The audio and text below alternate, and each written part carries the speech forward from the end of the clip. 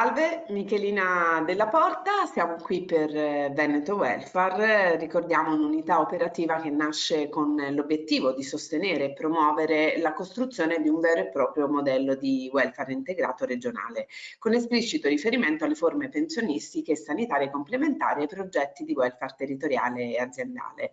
Convinti che la narrazione sia uno strumento valido atto ad aprire varchi futuri, abbiamo strutturato le parole del welfare per parlare attraverso la stessa voce di chi è l'innescatore di questi processi, delle esperienze più rappresentative in questo ambito, per raccontare di chi ha visto in un sistema di welfare comunitario e partecipativo la possibilità di generare non solo servizi ma comunità, alleanze, sinergie, cooperazioni, di chi ha voluto dare spazio ad un'economia circolare capace di rigenerare i sistemi e ridistribuire le risorse, consentendo quindi a tutti di vivere una vita dignitosa in uno spazio più sicuro e sicuramente più equo. Un'economia che rispetta in qualche modo la vita. Oggi siamo con Beatrice e a raccontarci questo progetto avremo Antonio Costantini. Buongiorno Antonio, Buongiorno. benvenuto. Buongiorno. E Sara Roberti, agente di rete. Buongiorno. Benvenuta Sara. Andiamo subito nel nucleo centrale, no? Beatrice è la protagonista di questo incontro. Chiediamo di che progetto si tratta e dove si sviluppa. Sì, allora, il dove è in provincia di Bergamo, Valle Seriana, famosa anche purtroppo per le questioni del Covid che hanno messo alla prova una rete territoriale che però era piuttosto forte e strutturata in area sociale e sociosanitaria. Quindi è da qui che nasce, da questo tipo di contesto, che nasce e si sviluppa il progetto Beatrice, ossia da una struttura di rete incardinata sulle istituzioni pubbliche. Io sono il referente dell'ambito territoriale dei servizi sociali, quindi area pubblica, area aggregazione di comuni nell'ambito Valle Seriana, 18 comuni per circa 100.000 abitanti, che appunto attorno a questa struttura pubblica si è sviluppata negli anni una rete di realtà del terzo settore in raccordo con il mondo della scuola, il mondo della sanità e così via, per creare una serie di servizi per la cittadinanza. Da questo tipo di contesto iniziale, osservando quelle che sono state negli anni scorsi le evoluzioni normative rispetto al welfare aziendale, il pensiero è stato di provare appunto ad allargarsi a relazioni col mondo dell'impresa profit e quindi appunto di allargare la rete dal pubblico al terzo settore, ai servizi pubblici, anche alle imprese, andando a verificare quanto le imprese potessero partecipare ad attività di supporto alla cittadinanza e quindi anche ai propri dipendenti, ai familiari dei propri dipendenti e così via. E il punto di aggancio per provare a creare questa relazione si è pensato potesse essere il welfare aziendale, declinato in termini di comunità come poi abbiamo cercato di fare con Beatrice. E qual è stato il bisogno iniziale in realtà a cui avete voluto rispondere? Cioè, perché a un certo punto quest'unione di comuni che già cooperava al fine di elargire dei servizi alla comunità in senso esteso, ha deciso di unirsi al welfare aziendale? Ma allora, il primo cioè il primo motivo, la prima spinta è stata, si è pensato potesse essere di carattere finanziario ed economico, nel senso, il welfare aziendale interpretato, letto in una chiave di interpretazione, di sviluppo per l'acquisizione di servizi che arrivano anche sul mondo dei servizi alla persona, quindi sociale, sociosanitario, ma anche l'educativo, insomma una serie di attività, si è pensato potesse portare risorse, nel senso appunto le risorse delle aziende messe a disposizione dei dipendenti, se incanalate su servizi erogati dalla nostra rete, del terzo settore del pubblico, potevano aiutare a svilupparla e a cofinanziarla. In realtà nel tempo poi si è capito che il valore aggiunto più importante non sta nell'apporto di risorse di tipo economico, ma sta nella possibilità di diffondere dentro le aziende la conoscenza rispetto ai servizi del territorio e anche farci conoscere, perché in realtà il mondo del pubblico e dei servizi pubblici, non solo, ma privati accreditati e così via, rispetto al mondo profit è poco o mal conosciuto e viceversa. Quindi nel senso la possibilità di arrivare ad una visione che possa essere di crescita, di relazioni che portano a una crescita reciproca sia dal punto di vista dell'impresa che dal punto di vista dei servizi pubblici. Certo, che poi dietro a questo che dici c'è un obiettivo fondamentale che dovremmo percorrere e che voi avete iniziato a percorrere pre-Covid, che è il fatto che l'impresa debba essere non solo un soggetto economico, ma soprattutto un soggetto sociale del territorio dove opera. In più, ascoltandoti, quello che mi viene da dire è che in fondo parliamo di cittadini e dipendenti delle aziende, probabilmente quelle persone coincidono in qualche modo, quindi da un lato sono i cittadini del territorio che abitano, dall'altro sono i dipendenti delle aziende che offrono lavoro all'interno di quel contesto. Io ti faccio una domanda perché ci hai ricordato che la Valseriana è stata un poco protagonista, no, di questa era pandemica e mi chiedo come e in che modo il Covid e la pandemia hanno rallentato, accelerato, modificato, aggiornato, innovato un progetto di questo tipo che era già attivo sul territorio.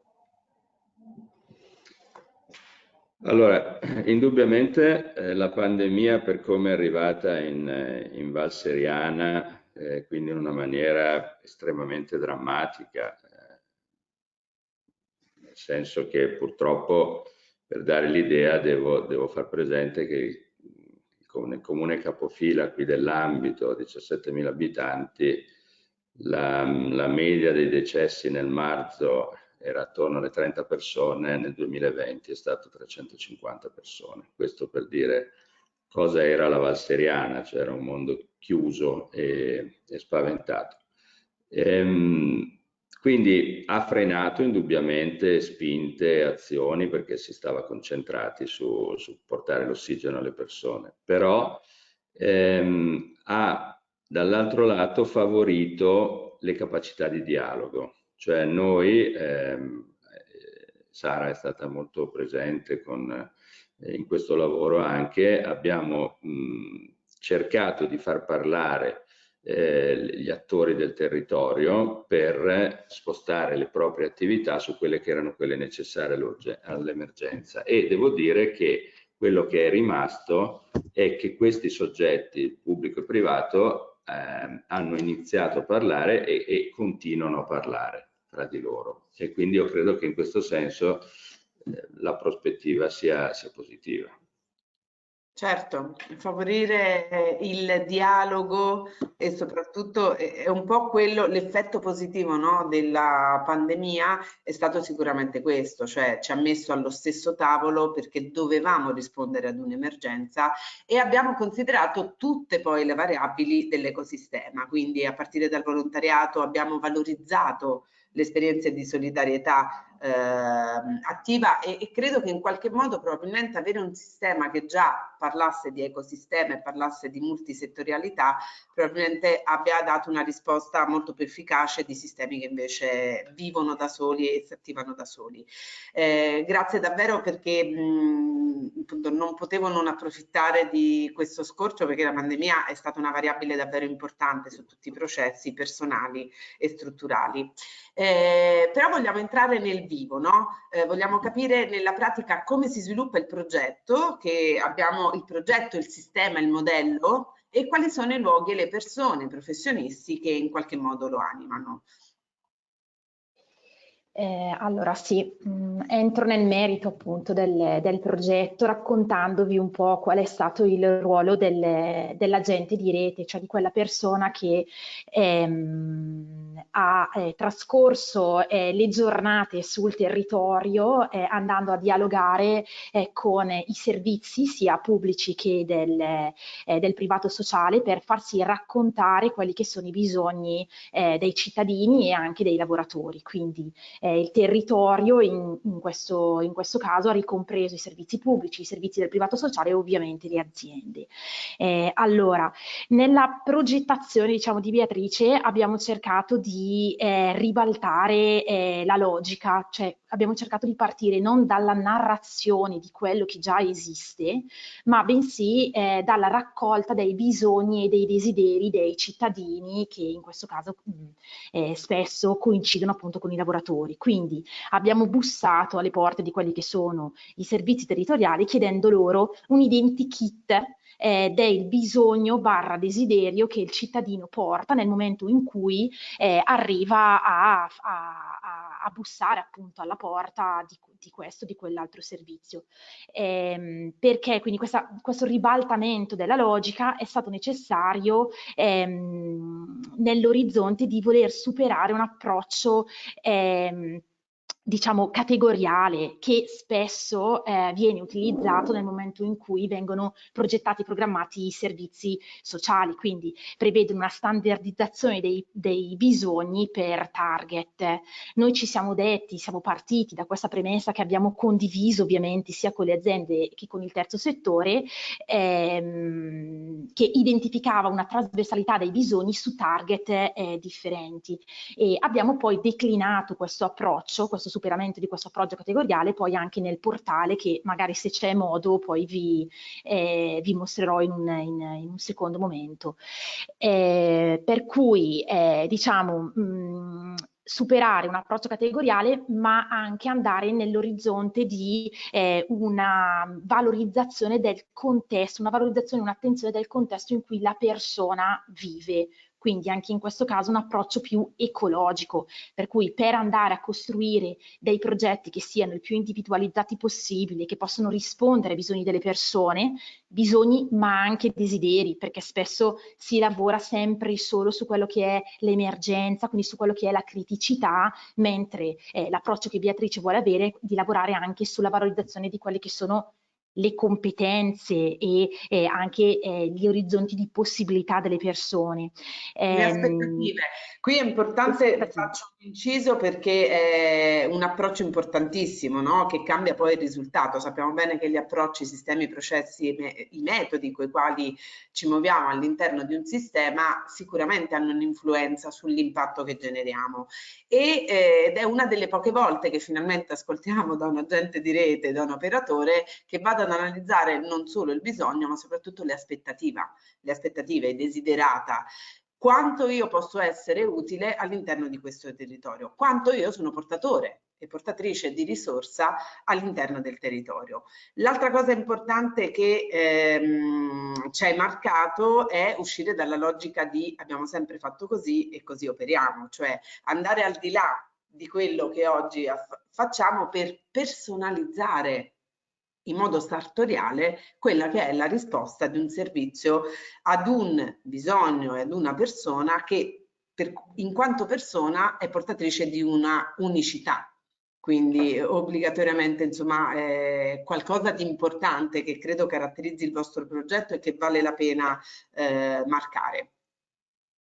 Sì, assolutamente, e proprio in quest'ottica sartoriale, come hai detto bene tu, tra le attività dell'agente di rete, diciamo alcune già partite, ma soprattutto in prospettiva, in partenza, c'è la presenza di una sorta di assistente sociale d'azienda, oppure sul nostro territorio abbiamo chiamato anche agente di rete, appunto, all'interno dell'azienda. Quindi le aziende hanno dato la disponibilità di ricavare uno spazio all'interno del loro contesto e quindi anche di dedicare una parte del tempo lavorativo affinché il lavoratore possa incontrare direttamente l'agente di rete e parlare di quelle che sono i propri bisogni o le proprie aspettative. Quindi un incontro vis-à-vis che permette poi una risposta che sia il più tailor-made possibile. Io direi appunto, se volete vi mostro il portale, Con piacere. che diciamo è stato un po' l'output di tutto il lavoro di progettazione, di programmazione prima, di progettazione e poi di raccolta delle narrazioni che abbiamo fatto sul territorio. Diciamo, il portale si distingue, come vedrete e come già state vedendo, in modo netto rispetto ai siti pubblici che siamo abituati a vedere. Perché? Perché abbiamo voluto lavorare, diciamo, anche su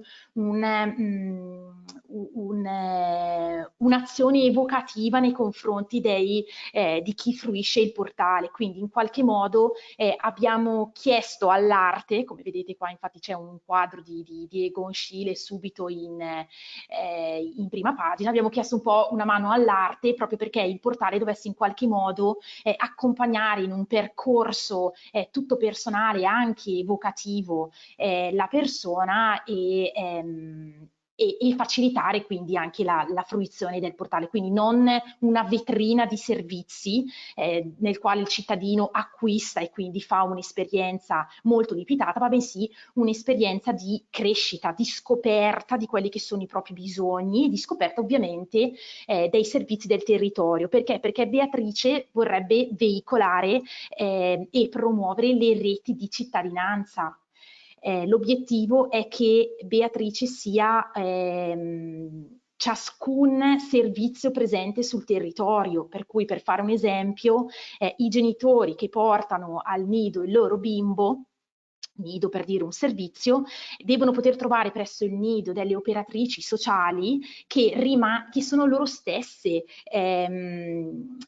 diciamo, impersonificano loro stesse Beatrici, quindi sono in grado di muovere la persona verso la rete di servizi di cittadinanza attiva del territorio in modo tale che la persona possa trovare le porte a cui bussare per poter avere la risposta a quelli che sono i propri bisogni, le proprie necessità.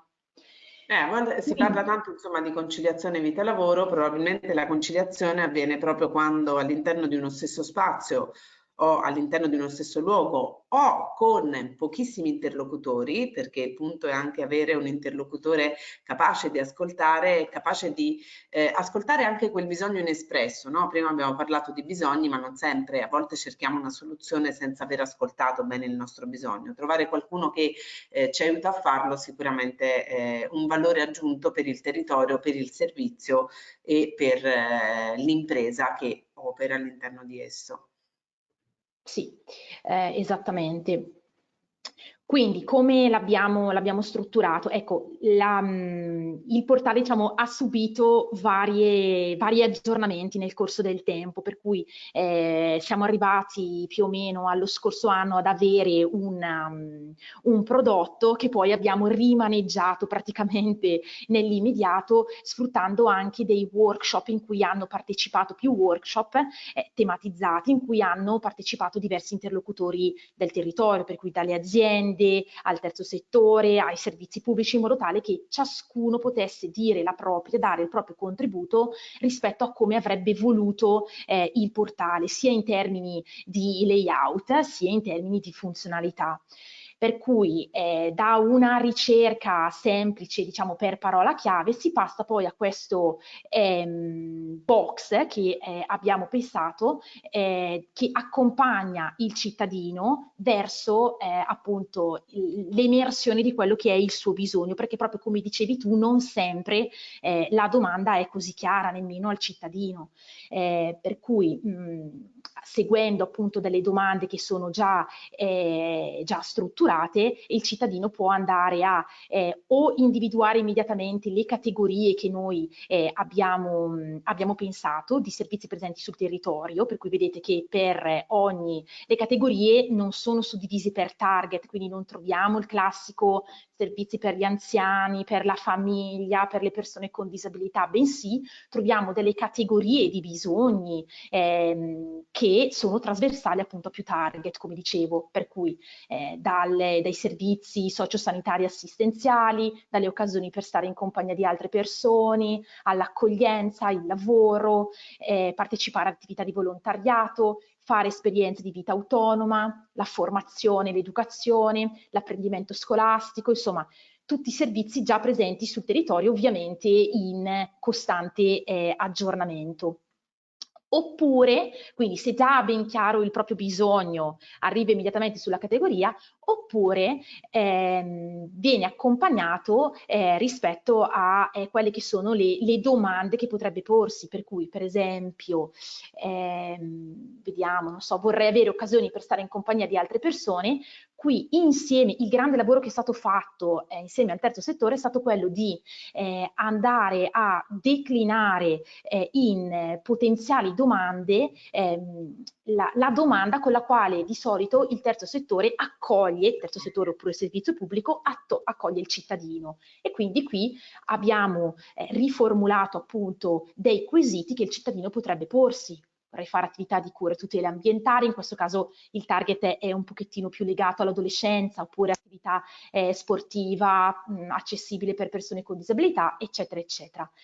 Per cui se per esempio, non so, clicchiamo su una di queste domande, Beatrice ci risponde e ci dice: guarda, le soluzioni che potrebbero fare al caso tuo sono appunto, vediamo la trasversalità i target, sono un centro diurno integrato per anziani, perché magari la domanda se la sta ponendo una persona anziana, quindi in un centro diurno integrato potrebbe trovare attività di socializzazione, oppure potrebbe essere una persona che non conosce l'utilità o il valore delle attività di volontariato, e quindi vuole trascorrere il tempo libero in compagnia di altre persone, può voler dire anche nel partecipare a attività di volontariato.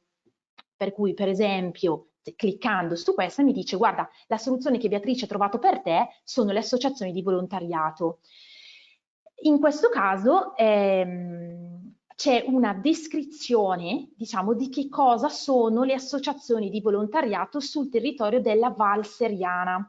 Perché dico specifico questa cosa? Proprio per rimarcare il lavoro di concertazione che è stato fatto con le associazioni di volontariato del territorio. Quindi per arrivare a scrivere questo breve paragrafo in cui sono esplicitati appunto i benefici del partecipare alle attività di un'associazione di volontariato, i canali da percorrere per poter arrivare poi alle associazioni, i valori distintivi, sono stati fatti dei tavoli.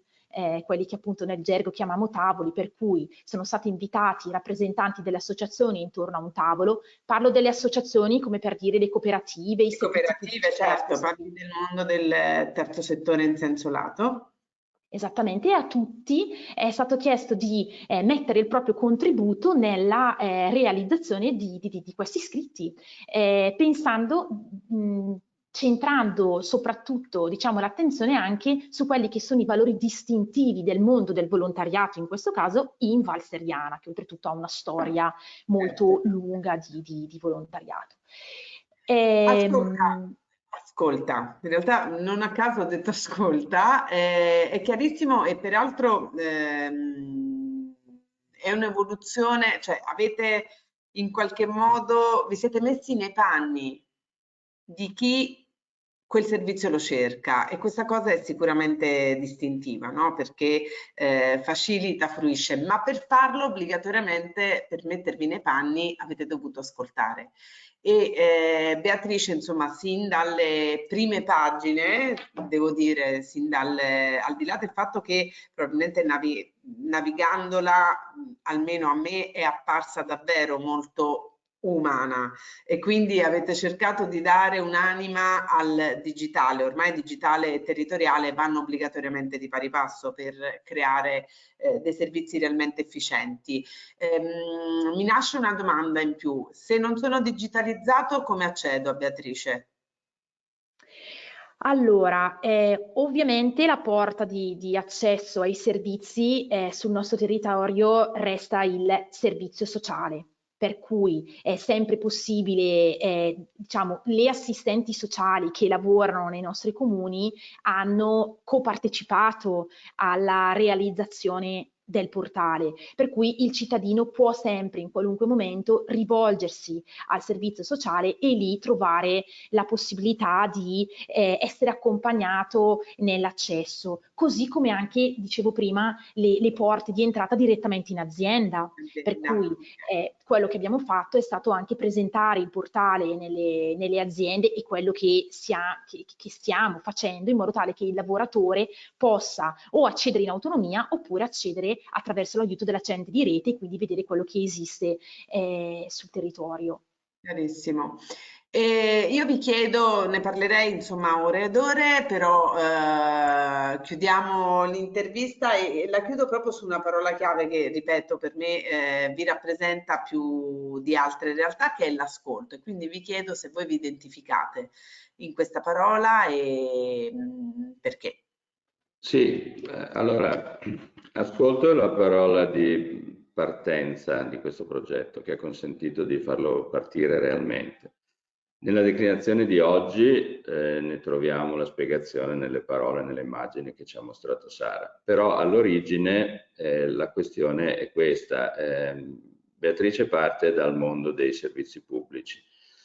Stiamo sentendo anche in questo racconto accostare il servizio sociale al mondo delle imprese. Un accostamento per niente scontato.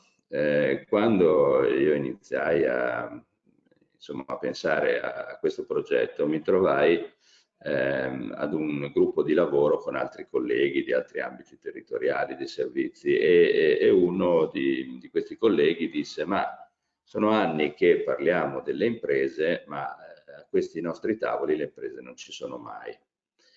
E io pensai che le imprese non arrivavano perché noi non le ascoltavamo, nel senso che questi sono mondi, quello del pubblico, in particolare dell'assistenza pubblica e del mondo dell'impresa, che parlano linguaggi diversi, hanno fini spesso diversi, si occupano di cose diverse.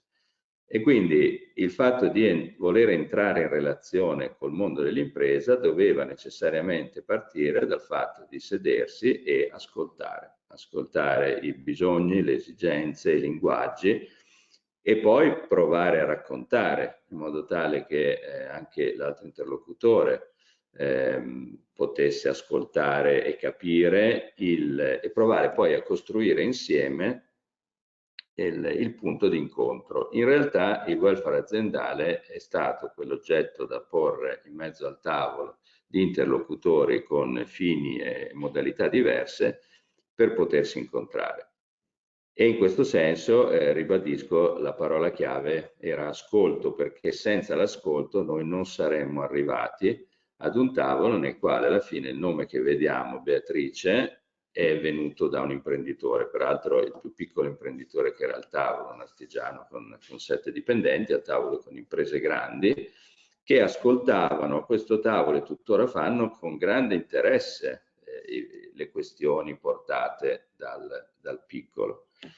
E quindi da questo ascolto l'obiettivo è poi far sì che quando Sara ci dice la porta d'accesso fisica restano in buona parte gli assistenti sociali, il servizio sociale, questo non sia più un elemento di preoccupazione, di estraneità, ma sia un elemento che a questo punto anche altri interlocutori dentro l'impresa riescono a capire e sentire come parte di un sistema condiviso.